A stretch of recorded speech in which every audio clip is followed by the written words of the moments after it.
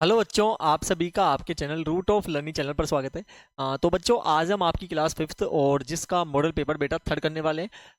1-2 complete किया हुआ है, लिंक डिस्क्रिप्शन में दिया हुआ है या प्लेलिस्ट पर आप जाकर देख सकते हैं।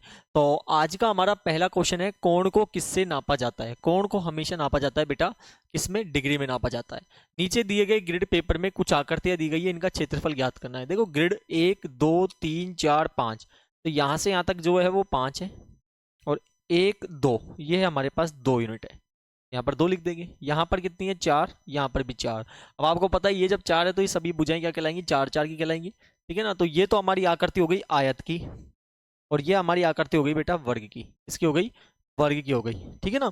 हम इन्हें मान लेते हैं कि ये सेंटीमीटर में है, तो हम पहले निकालेंगे इसमें आयत का क्षेत्रफल। आयत का क्षेत्रफल, ये दूसरा प्रश्न है आपका। आयत का क्षेत्रफल क्या सूत्र होता है बेटा, लंबाई गुणा चौड़ाई होता है। लंबाई गुणा चौड़ाई होता है।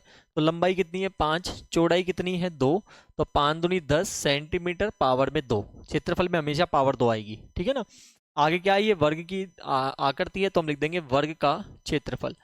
वर्ग का क्षेत्रफल क्या होता है बेटा, भुजा गुणा भुजा। क्या होता है, भुजा गुणा भुजा। तो भुजा कितनी है इसमें 4, तो 4 का वर्ग कर देंगे तो 4 चौके कितना हो जाएगा, 16 सेंटीमीटर स्क्वायर यहाँ पर आ जाएगा। ठीक है। अगला क्वेश्चन देखते हैं, तीसरा है, दी गई आकृतियों में गुणन समिति क्रम लिखना है हमें। ठीक है ना। कितने गुणन समिति क्रम इसमें हो सकते हैं। बिल्कुल आसान है, कुछ नहीं है। कैसे करना है, देखो आप देखेंगे तो यहाँ पर गुणन समिति क्रम जो आएंगे इसमें 4 हो जाएंगे। कितने, 4, 1 2 3 और 4, तो 4 इसमें हो जाएगा। सर्कल में, वृत्त में बहुत सारे होते हैं, सर्कल में बहुत सारे होते हैं बेटा, कैसे भी काटते जाओ और भी काटते जाओ। तो इसमें क्या होते हैं, अनंत होते हैं। तो अनंत मतलब होते हैं बहुत सारे। और त्रिभुज में होते हैं बेटा 3। त्रिभुज में कितने होते हैं, 3 होते हैं। त्रिभुज में कितने होते हैं, 3 होते हैं। 3 हो जाएगा। गुणन समिति क्रम का मतलब होता है जब इनको काटोगे तो बराबर पार्ट आपको दिखाई देगा दोनों तरफ से। ठीक है ना, तो उसको बोलते हैं अपन। अगला क्वेश्चन देखते हैं, चौथा प्रश्न। यहाँ पर कहा गया है, दिया गया जो नक्शा है उसमें निम्नलिखित प्रश्नों के उत्तर आपको देने हैं। यहाँ पर दिशा ज्ञान है, एक तरह का दिशा ज्ञान है, और उस दिशा ज्ञान के आधार पर हमें प्रश्न जो 4 है बेटा, इसका आंसर हमें देने होंगे। बिल्कुल ध्यान से दीजिएगा, कुछ हार्ड नहीं है, नॉर्मल क्वेश्चन है। ठीक है ना। तो देखते हैं हम यहाँ पर।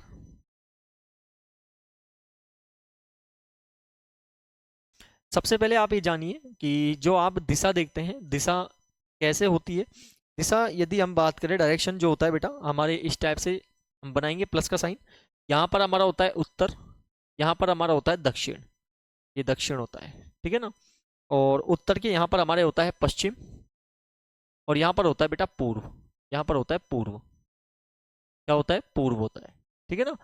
उत्तर पश्चिम दक्षिण पूर्व, या उत्तर पूर्व दक्षिण पश्चिम, इस प्रकार से हमें करना है। ये पूर्व बोल दो या पूर्व बोल दो। बगीचा मुख्य भवन से किस दिशा में है।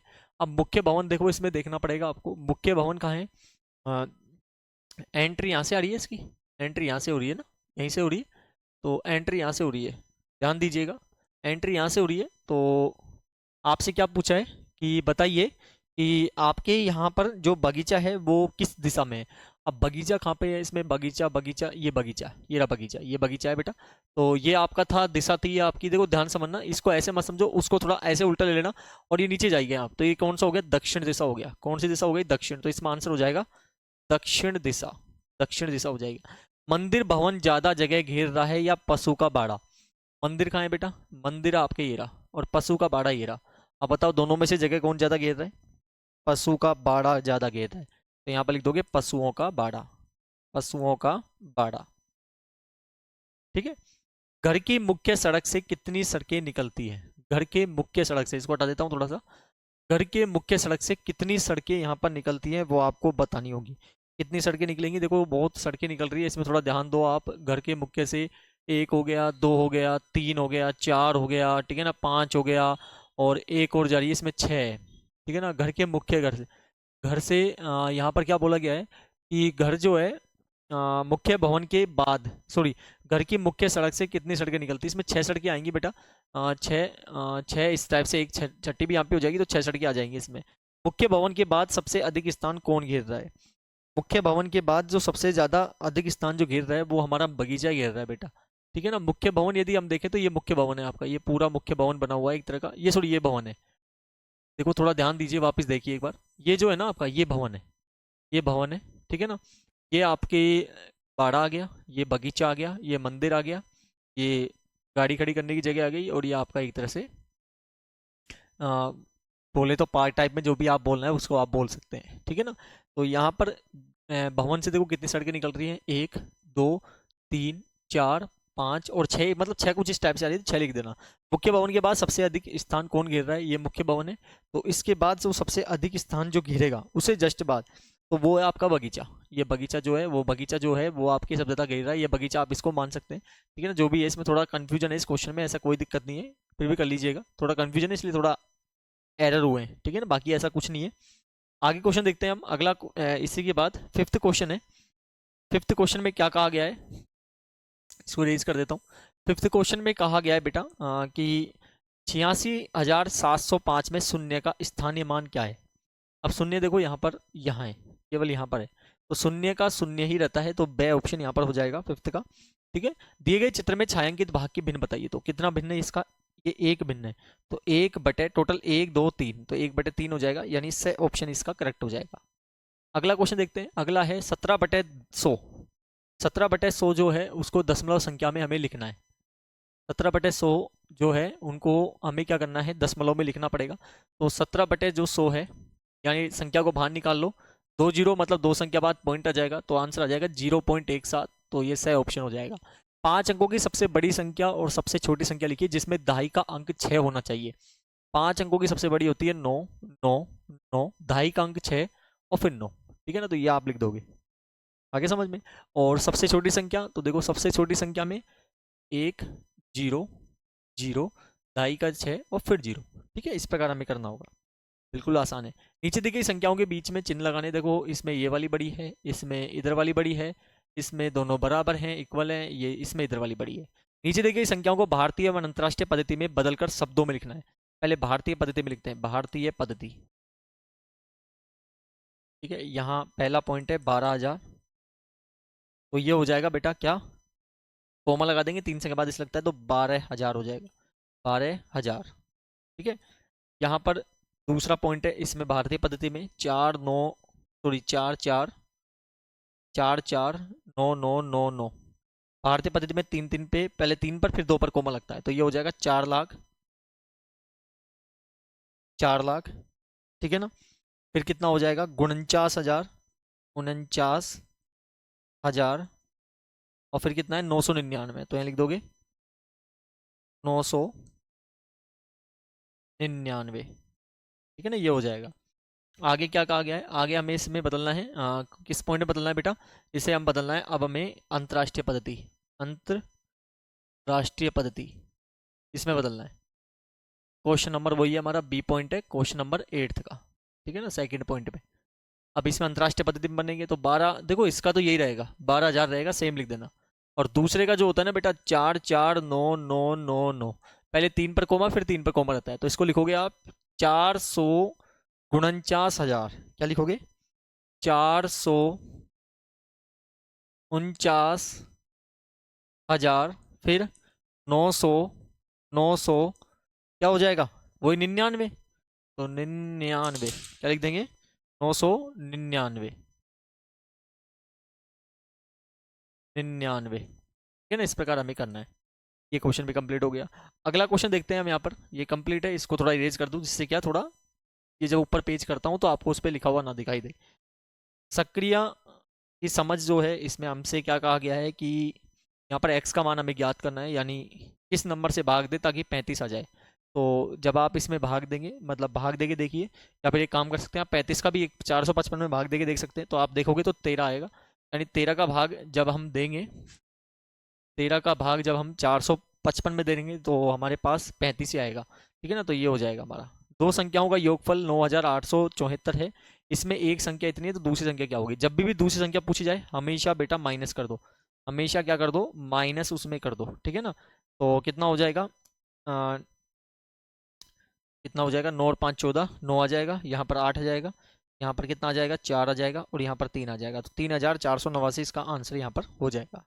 अगला क्वेश्चन देखते हैं, अगला क्या है, 11वां है, एक न्यूनन पूर्वेण द्वारा हमें क्या करना है, इसे हल करना है। एक न्यूनन पूर्वेण जो होता है बेटा, यानी जैसे 11 गुणा 99 है, तो 11 में से एक कम कर दो, और 99 में से जो आपने कम किया है, जो आपने क्या किया है, कम किया है मतलब कितना आया 10, उसको कर दो तो यहाँ पर 10 हो जाएगा, यहाँ पर 89 आ जाएगा, तो कितना हो जाएगा 1089 इसका आंसर कहलाएगा। ठीक है। अगला क्या है, उदयपुर से वायुयान द्वारा दिल्ली की यात्रा किराया प्रति यात्री 8,350 रुपये है। टोटल यात्री इतने हैं तो बताओ कुल कितना किराया होगा। तो 8,350 एक का है, 135 का ज्ञात करना है, गुणा कर देंगे तो हमारे पास आ जाएगा 1,12,000, सॉरी 11,00,000, कितना आ जाएगा 11,27,250 रुपये इसके आ जाएंगे। ठीक है ना। अगला क्वेश्चन क्या कहा गया है, इसे रेज कर देता हूं मैं अब। अगला क्वेश्चन में कहा गया है बेटा कि टीम ए के 6 खिलाड़ियों में 150 किलो को बराबर बांटा जाता है, जबकि टीम के 6 खिलाड़ियों में 192 खिलाड़ियों को बांटा जाता है। तो बताइए किस टीम के खिलाड़ी को ज़्यादा केले मिले और कितने ज़्यादा मिले। अब देखो सावधानी से सिंपल सा पता चल रहा है। टीम ए बना देते हैं, टीम 1 और टीम बी या टीम 2 इस प्रकार लिख देते हैं। अब देखो टीम ए के भी 6 खिलाड़ी हैं, उनको 150 केले मिलते हैं और इनको मिलते हैं 192। तो बताओ किस टीम को खिलाड़ी को ज़्यादा मिले। तो यहाँ पर टीम 2 को ज़्यादा मिले, टीम 2 को ज़्यादा मिले। और कितने ज़्यादा मिले, कितने केले ज़्यादा मिले हैं वो आपको यहाँ पर बताने होंगे। यदि प्रत्येक खिलाड़ी का पूछेगा तो प्रत्येक का निकाल देंगे, और यदि एक एक का ही निकालना है तो आप एक एक का भी यहाँ पर क्या कर सकते हो, निकाल सकते हो। ठीक है ना। तो कितने केले ज़्यादा मिले वो भी हम निकाल देंगे। 192 में से 150 माइनस कर देंगे तो 2 और 4 यानी 42 केले यहाँ पर क्या हुआ है, ज़्यादा मिले हैं। ठीक है ना। अब आपको प्रत्येक खिलाड़ी के लिए बताना है तो एक एक खिलाड़ी, एक टीम में कितने 6, तो 6 का भाग दे दो, यानी प्रत्येक खिलाड़ी को 7-7 केले ज़्यादा मिले कंपेरिजन टीम ए के। ठीक है ना। ऐसे हमारा इसका आंसर हो जाएगा। अगला क्वेश्चन देखिए 13वां। 13वें में हमसे कहा गया है कि बॉक्स में सही जो आंसर है वो हमें भरना होगा, सही अंक भरना है। तो देखिए कैसे करेंगे हम, यहाँ पर ध्यान दीजिए। 12 का भाग जब 144 में दिया, 12 ही कम 12 आया, यहाँ पर देखो कितना बच जाएगा, 2 बच जाएगा। तो 12 दूना क्या हो जाएगा 24, तो यहाँ पर 2 आ जाएगा, तो ये हमारा हो जाएगा। एक झील में कमल के फूल हर दिन दोगुने हो जाते हैं, हर दिन दोगुने हो जाते हैं भैया। अगले 20वें दिन झील पूरी भर जाती है, तो बताओ झील में आधी कितने दिन में भरी होगी। अब आधे देखो सीधी सा सिंपल सा पार्ट है, ये झील में फूलों से हर दिन दुगनी हो जाती है। ठीक है ना। तो 20वें दिन पूरी भर जाती है यानी फुल हो जाती है। तो यहाँ पर आधी झील कब भरी होगी, अगर 20वें दिन झील पूरी भर जाती, अगर 20वें दिन झील पूरी भर जाती तो बताओ झील आधी कितने दिन से में भरी होगी। 20वें दिन में वो पूरी भर गई तो वो 19 दिन में क्या हो जाएगी, आधी यहाँ पर भर जाएगी। तो यहाँ पर इसका आंसर हो जाएगा 19। ठीक है ना। वैसे यहाँ पर 10, तो बेटा इसका 19वां दिन ही आएगा। मतलब कैसे, देखो ध्यान समझिएगा, हर दिन दुगने हो जाते हैं। यदि पहले दिन 2 हैं तो अगले दिन 2 के 4 हो जाएंगे, फिर 4 के 8, 8 के 16, 16 के कितने हो जाएंगे बेटा 32, ऐसे दुगने होते जाते हैं भाई, 32 के 64, तो ऐसे दुगने हो जाते हैं। तो 19 में जितने रहेंगे ना उससे दुगने अगले दिन हो जाएंगे। ये समझे कैसे, बताइए। जैसे ध्यान दीजिए 19वें दिन जो है वो 20 फूल है सपोज रो, तो 20वें दिन कितने हो जाएंगे बताओ, 20 के दुगना कितना हो जाएगा 40, तो मतलब 19वें दिन तो आधे रहेंगे और 20वें दिन क्या हो जाएंगे वो दुगने हो जाएंगे। तो इसलिए इसका आंसर हो जाएगा 19वां दिन, तो यहाँ हो जाएगा 19वां दिन हो जाएगा। ठीक है, ऐसे आप समझ गए होंगे। 3 बर्तन है, 20, 40, 60 लीटर दूध भरा है, बड़े से बड़े माप ज्ञात करना है जो तीनों बर्तनों को दूध को पूरा नाप सके। बिल्कुल आसान है, गुणनखंड निकालना होता है जब भी बड़े से बड़े आपसे पूछा जाए, 20, 40 और 60 का निकाल लो। गुणनखंड नहीं निकाल सकते तो आपको दिक्कत आती है, तो आप इसका एचसीएफ भी निकाल सकते हैं। कभी सीखा हो आपने एचसीएफ, यानी में से कैसे निकालते हैं, 20 का अलग, 40 का अलग, 60 का अलग। ज़्यादा से ज़्यादा में हमेशा में से निकलेगा, यानी HCF highest common factor, highest का मतलब ही ज़्यादा होता है, और कम से कम पूछता तो एलसीएम निकलता जिसको बोलते हैं लेस है।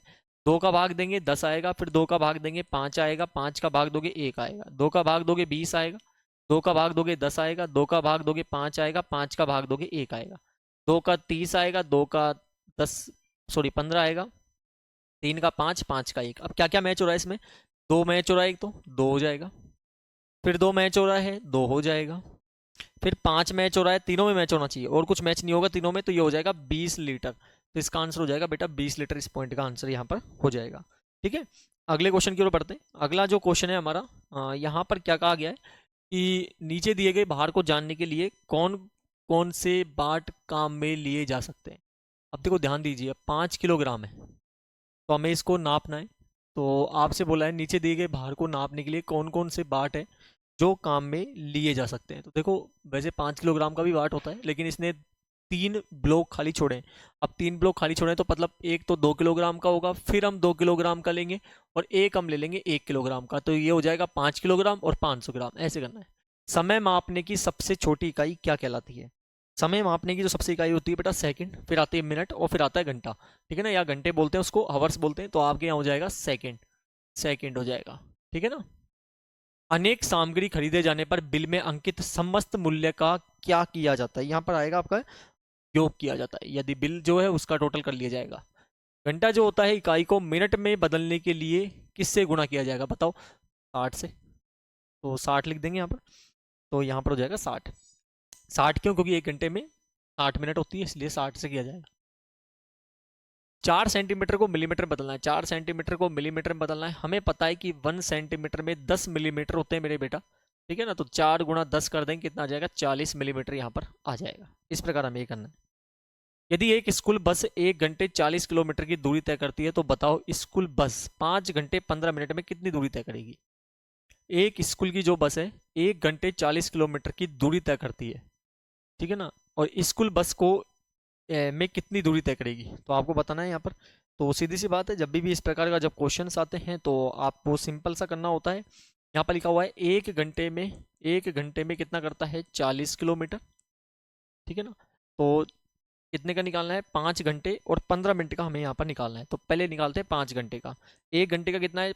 40, तो 5 का कितना हो जाएगा? 200 किलोमीटर तो ही हो गया मेरे बेटा, ठीक है ना। और 15 मिनट का वो निकालना है, तो देखो ध्यान समझना, 40 है 1 घंटे का, 15 मिनट का निकालना है।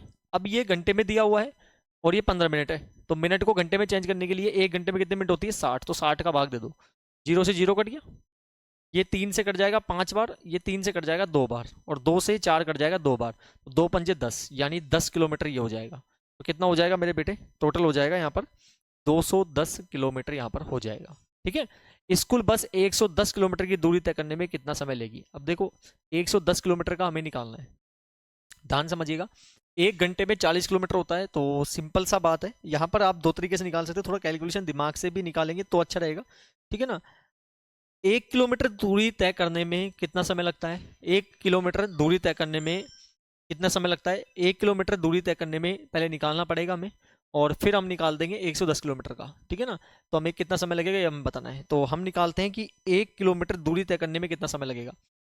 60 मिनट लगती है 40 किलोमीटर दूरी तय करने में, ये तो था 60, 40 किलोमीटर की दूरी तय करने में 1 घंटे का समय लगता है। तो मतलब अपन पहले निकाल रहे हैं, क्या निकाल रहे हैं यहाँ पर? निकाल रहे हैं कि 1 किलोमीटर में कितना समय लगेगा तय करने में, तो 60 मिनट लगती है। यहाँ मिनट में चेंज क्यों किया? क्योंकि घंटे में दिया हुआ है, इसको पहले मिनट में चेंज कर लो।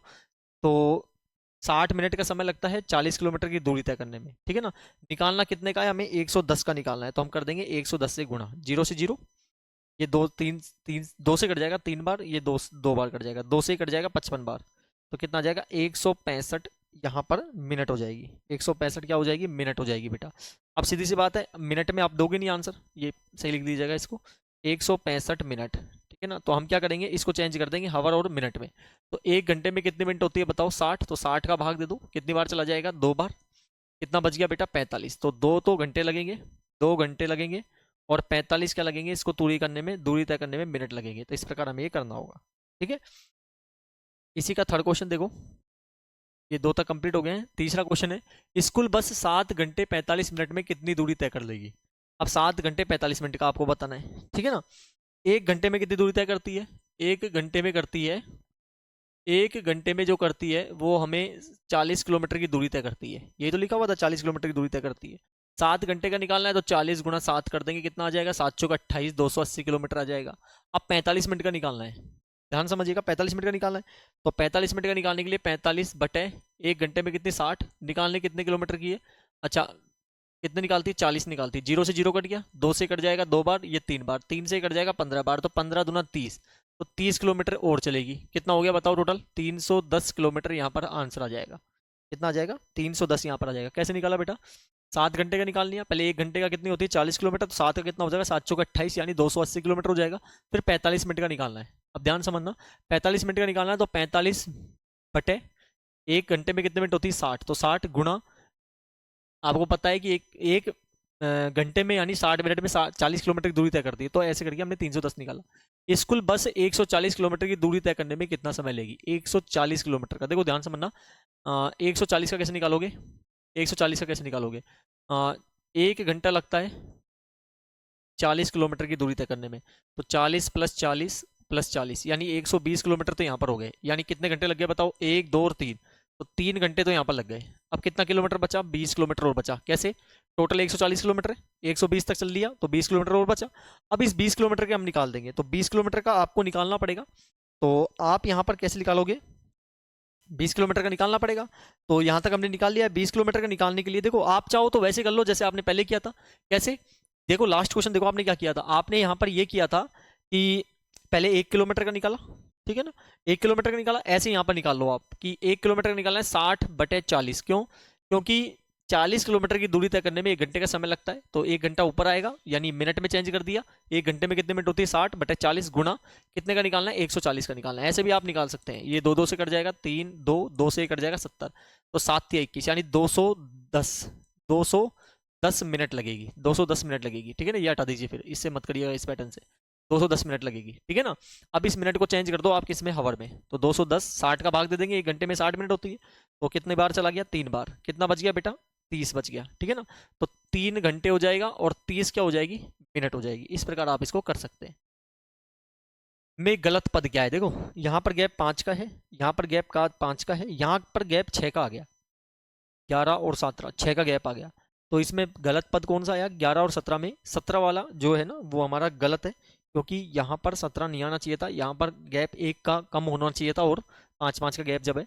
यहाँ 3 3 9, 3 3 तिया 9, 9 तिया 27, 27 तिया क्या आ जाएगा? 81, तो सही हो जाएगा। यातायात पुलिस द्वारा किसी स्थान पर यातायात नियमों को पालन करने ही करने पर बनाए गए चालानों की संख्या निम्न तालिका दर्शाती है। ध्यान दीजिएगा, दर्शाती है। तो यहाँ पर हमें क्या करना है? ध्यान दीजिए, ये दिया हुआ है, इसमें कुछ क्वेश्चन आपसे पूछे जाएंगे। इसमें पूछा गया बताओ सबसे अधिक चालान किस दिन काटे गए? सबसे अधिक चालान देखो किस दिन काटे गए, ये रहा सोमवार को, तो आप लिख देना इसमें क्या हो जाएगा बेटा? सोमवार। सोमवार यहाँ पर हो जाएगा। सबसे कम चालान किस दिन काटे गए? सबसे कम 3, ये रहा गुरुवार, तो यहाँ पर हो जाएगा बेटा गुरुवार। गुरुवार। मंगलवार को बुधवार की तुलना में कितने अधिक चालान चालान काटे गए? मंगलवार को बुधवार की तुलना में 7 में से 4 माइनस कर दो, कितना आ जाएगा? 3। 3 यहाँ पर आप लिख दोगे, ठीक है ना। इस प्रकार हमें ये करना होगा। अब देखो 14 और 5 कितना? 19, 2 और 13 15, तो इसका मतलब इनको जोड़ेंगे कितना आएगा? 7। कितना आएगा? 7। 26 आ गया, इन दोनों को जोड़ दो कितना आ जाएगा? 22। अब इन दोनों को जोड़ दो कितना आ जाएगा? 48। तो ये हमारा इस प्रकार आंसर हो जाएगा, वो यही हमारा इसका आंसर कहलाएगा। और ये लीजिए बेटा, हमने मॉडल पेपर जो थर्ड है आपका आसानी से कंप्लीट कर लिया है। नेक्स्ट पार्ट में इसका अगला मॉडल पेपर करेंगे। तो बच्चों क्या करना है? चैनल को सब्सक्राइब करना है, वीडियो लाइक करनी है, ज़्यादा से ज़्यादा शेयर करना है। आज के लिए बहुत बहुत धन्यवाद।